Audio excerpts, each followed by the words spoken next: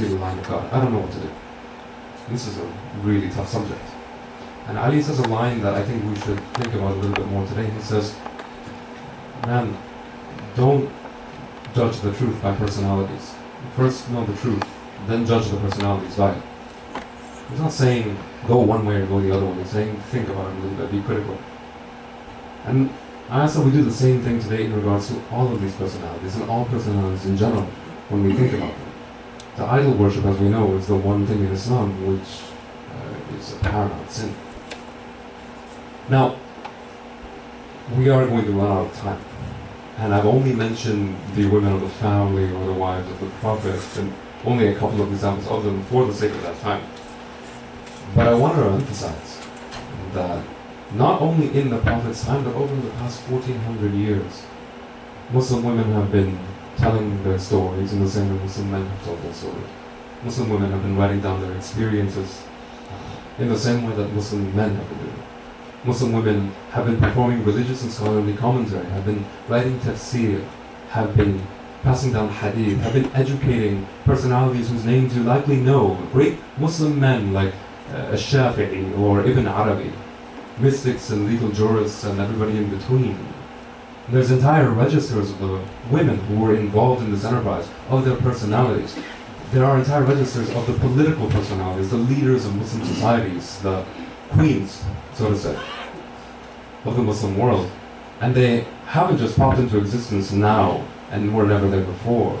This is a continuous historical process, but we have largely allowed our knowledge of the past to be either controlled by people outside the Muslim community or simply ignored as irrelevant within our community. And I caution against that kind of thinking, because it is that sort of historical blindness which those outside of our community who seek to exploit the parts of the world in which our communities typically stay, or even our community here today, tend to focus on. Our blindness is their advantage, and we have to be very careful in terms of granting anybody advantage. Now, Muslim women are half the ummah. That is, half the ummah, they have always been half the ummah. But that is not how they are represented today. Their voices are not represented in the same way. Because if you look on a bookshelf of a mosque, you'll see some Qur'ans. You might see some tafsirs. You might even see some legal primers. But most of those are the ones that are written by men.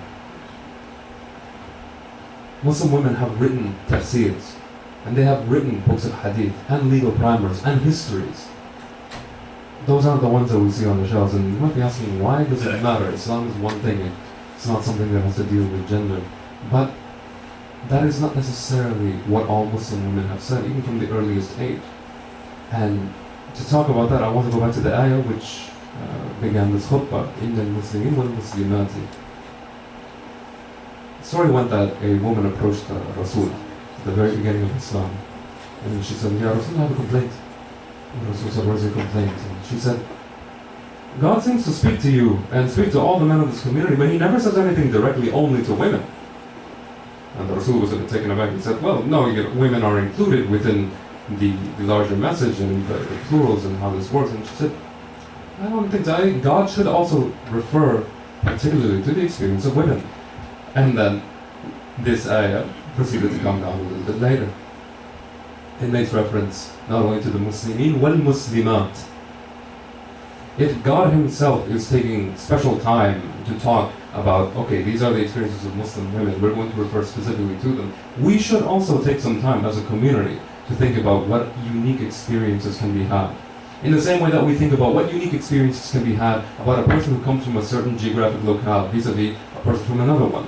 What are the unique experiences of people born in this country versus people who are born elsewhere? What are the unique experiences of people who speak one language and who don't speak another?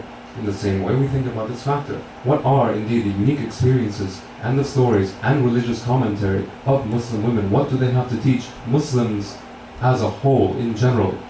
Muslim men, what can Muslim men learn from the religious commentary of Muslim women?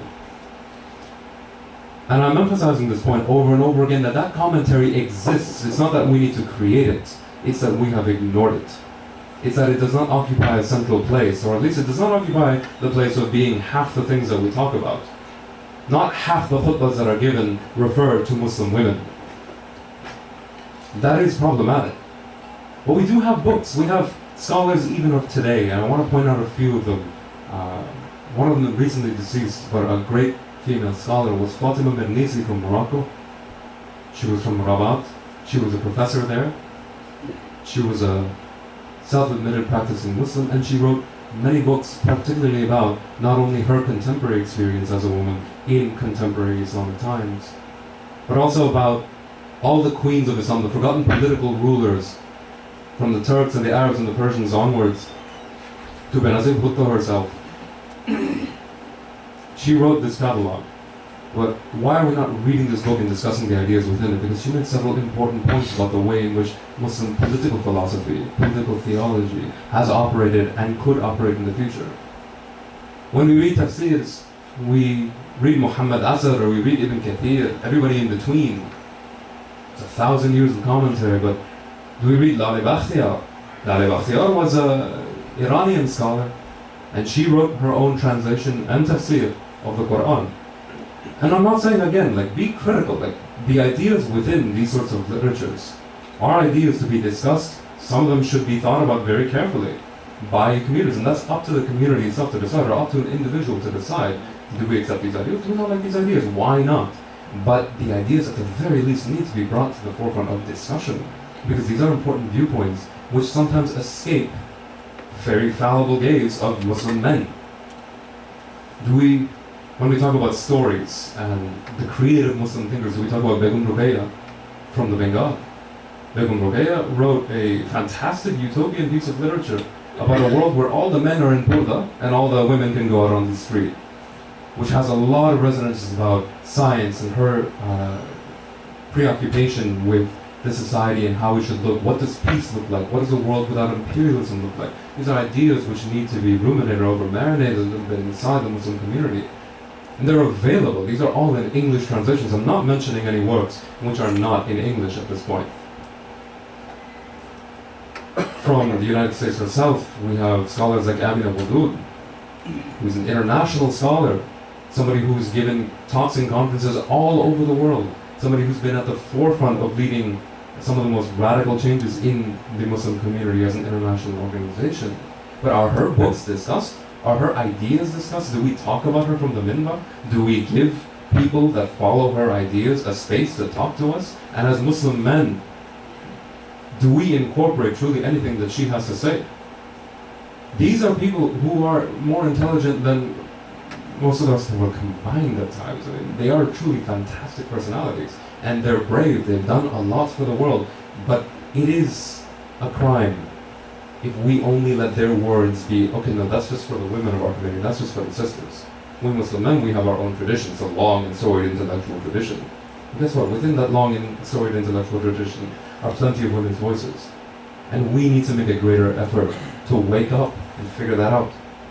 Now, that's not the end of it, because we can't just rely upon what people have written before. In our communities, we need to ask ourselves the question, are we discussing this among both men and women and encouraging the Muslim women which we know to make new ideas? Are we encouraging them to go on and make religious commentary of their own? Are we encouraging them and supporting them? And if we're not doing so to the same degree that we encourage Muslim men, is there something wrong with that? I do think there is something wrong with that. And all this, again, is on Muslim men as the people that have had the largest impact and have the largest power to shape the discourse at this point, because we do live in a patriarchal world, and until that changes, this is on us, so the burden of responsibility is largely on men in this case, because the women have been doing it, and the women have been continuously doing it for 1400 years. It's not out of any lack of effort of Muslim women.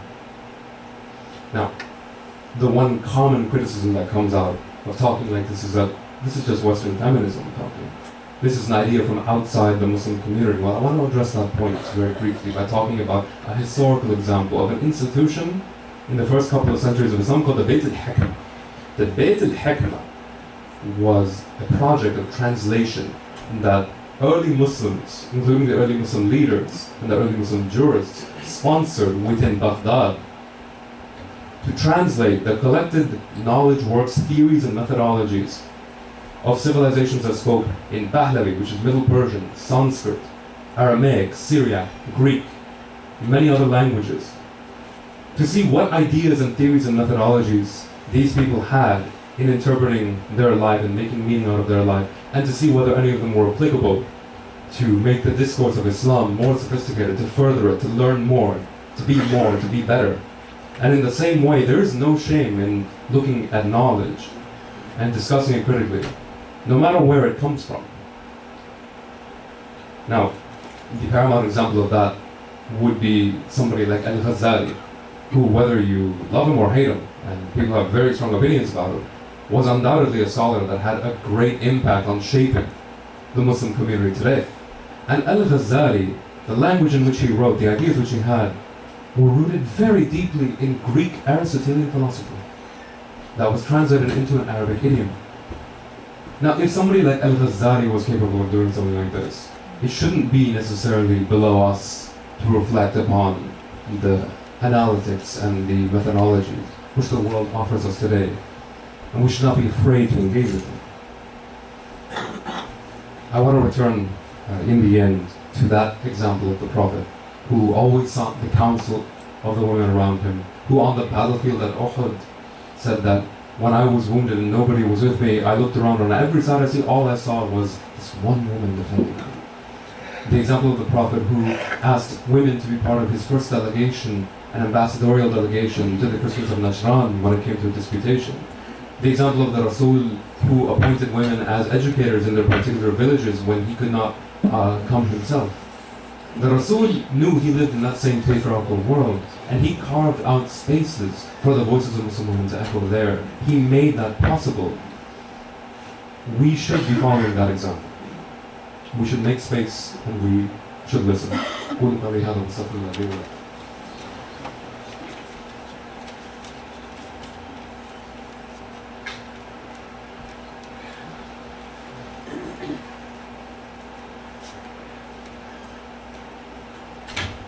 بسم الله الرحمن الرحيم. الحمد لله رب العالمين، والصلاة والسلام على أشرف الأنبياء والمرسلين، سيدنا ونبينا وعظيمنا وحبيب قلوبنا وشفيع أنفسنا أبي القاسم محمد، وعلى أهل بيته الطيبين الطاهرين، وعلى أصحابه الغر الميامين.